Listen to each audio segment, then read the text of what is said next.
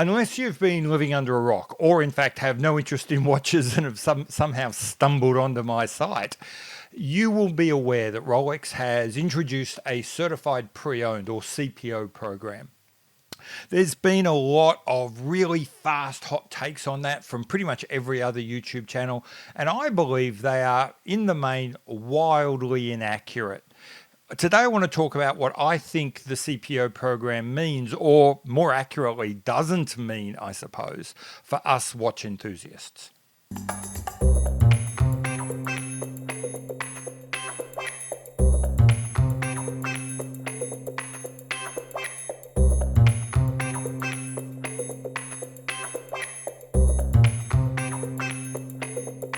In the response to this move from Rolex, there's really been two very similar, although in some ways diametrically opposed views. One is that Rolex is going to use this to control the secondary market of Rolex watches, and as a result, they're either going to kill flippers or reward them. They're either going to kill the grey market or reward it and support its growth.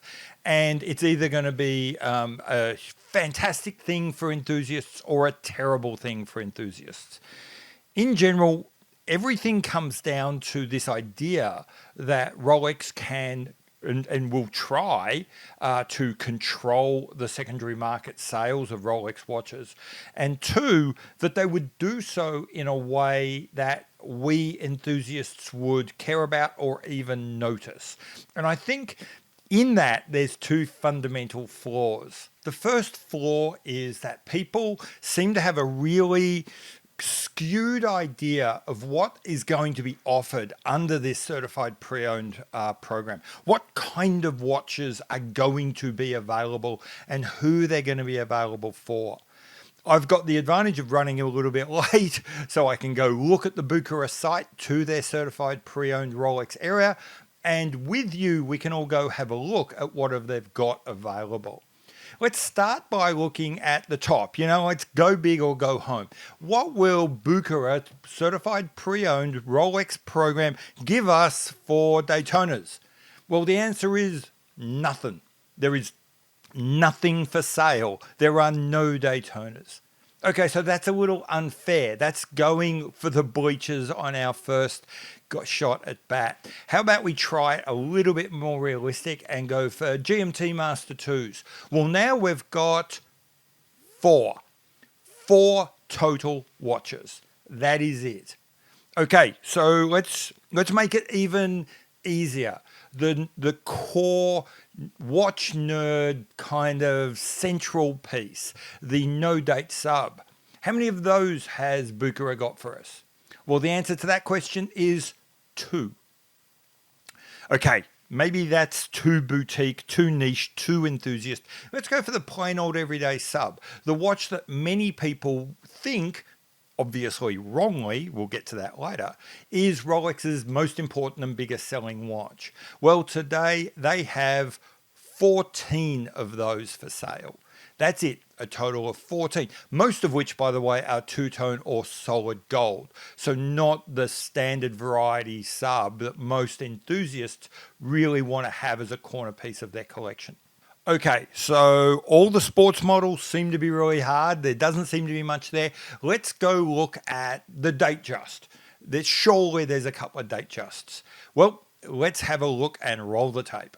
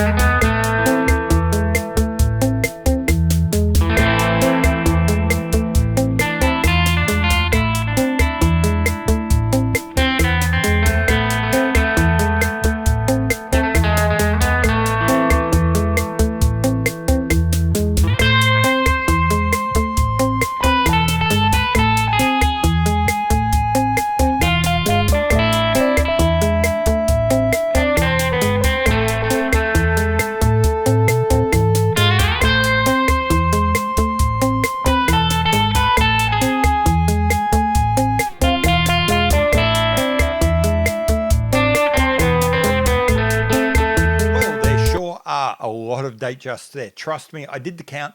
There are 210 Datejusts available. So quickly to run through what that means again, if I do this off memory, there were 0 Daytonas, 4 GMT Masters, 2 No Date subs, 14 subs, and 210 Datejusts. If you wanted to go look, there's also 50 something day dates. Very few OPs, not a lot of anything else. But it really is, as I said, 210 Datejusts, 55 day dates, and some bits and pieces along the way. When you think about it, and when you think really clearly about who Rolex truly is and the average Rolex customer, that shouldn't come as a surprise. Because you see, a lot of people think that Rolex is a Submariner company and a GMT Master company and an Oyster Perpetual company, that these are the watches that Rolex sells and makes their money on, and that they sell a few Datejusts on the side. In fact, it is entirely the reverse, hugely the reverse. Rolex is far and away a Datejust company. That is what their bread and butter is. That is, it's estimated, 3/4 of what they sell. Don't believe me? Bob's Watches has done a couple of articles where they've spoken about how the Datejust, and perhaps even more specifically the Lady Datejust, is probably Rolex's biggest seller. Hodinkee has actually mentioned this as well, saying that the Datejust is far and away Rolex's biggest selling watch. And as a result, it should come as no surprise that when you look at, well, what watches come back to Rolex that they're then able to resell, it is going to be vastly comprised of Datejusts. That is going to be, at the moment, it would appear to be well over 80 to 90% of the stock that comes back onto the market for resale. The second point to think about when you're thinking about Rolex and a certified pre-owned program and who they're trying to make happy is who Rolex considers are the customers of their watches. Again, people are thinking about how is Rolex going to make us happy, make consumers happy. But the truth is we aren't Rolex's customers. Rolex has never made any bones of the fact that their ADs are their customers. When Rolex wants to make someone happy, they want to make their ADs happy. And at the moment, the ADs are not happy. They have no product to sell. Go in there, everything's exhibition only. Now, on one hand, you could argue that's no bad thing. That simply means that the ADs are able to sell every product they get, and that's okay.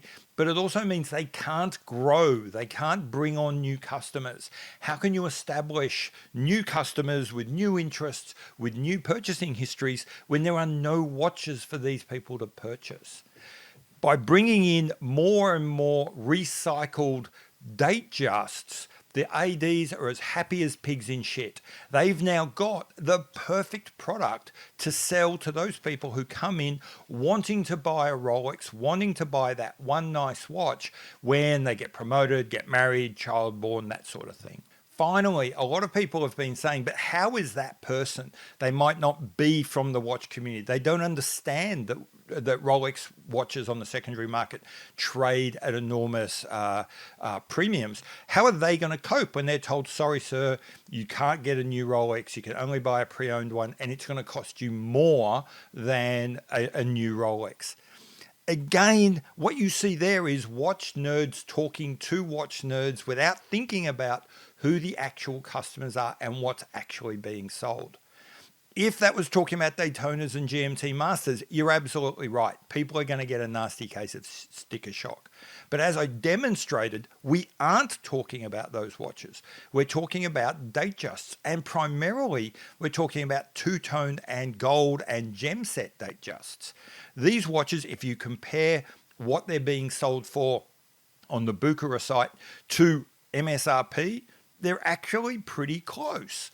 The sorts of prices that Bucherer are asking for a 4 or 5 year old 36 or 41 millimeter two-tone Datejust are around about the same price as a new one.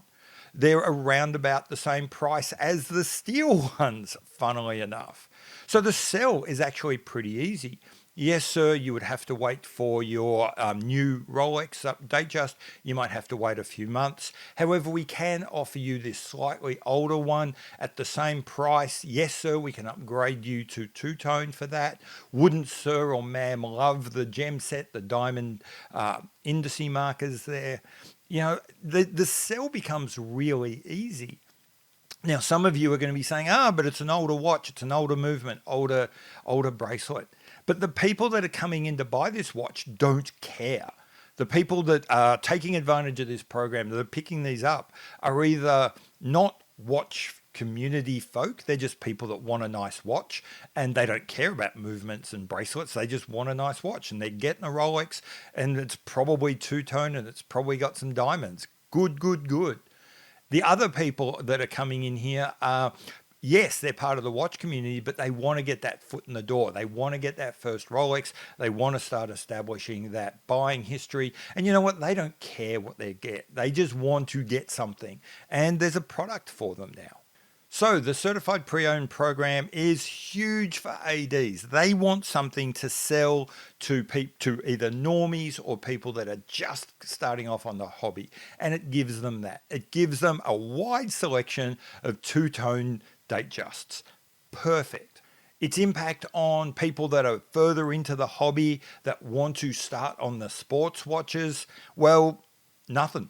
There's virtually nothing for sale for you, and where there is product, the price is really, really high. This is not about getting sports models to people that regard themselves as watch enthusiasts. This is about getting Datejusts to newbies and normies. So that's it. What do I think the impact of the Rolex Certified Pre-Owned program will be on us day to day? Nothing. By and large, I think that this Certified Pre-Owned program for us enthusiasts is an irrelevance. What about you? What do you think it means? Do you think I'm wrong? Do you think I've missed the boat and made some fundamental error? Let me know in the comments, as you always do. I've been Pete McConville, and this has been my ideas about the Rolex Certified Pre-Owned program. If you like this kind of thinking, if you like this kind of deep dive, like, subscribe, do all that sort of thing. See you later. Bye.